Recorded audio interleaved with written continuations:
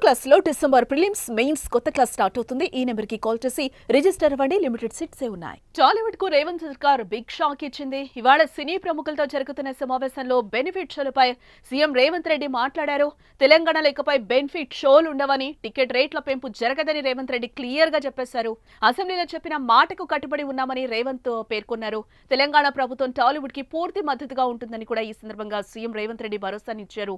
అనంతరం సంధ్యా థియేటర్ ఘటనపై ఆయన ఆవేదన వ్యక్తం చేశారు. ఒక మహిళ ప్రాణాలు కోల్పోవడం వల్లనే తమ ప్రభుత్వం ఆ ఘటనను సీరియస్ గా తీసుకుందని సీఎం రేవంత్ మరోసారి చెప్పారు.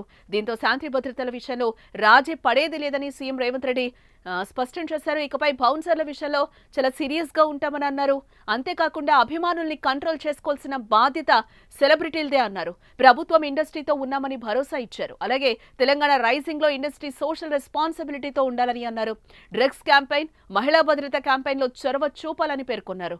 టెంపుల్ టూరిజం, ఎకో టూరిజం ను ప్రమోట్ చేయాలని చెప్పారు.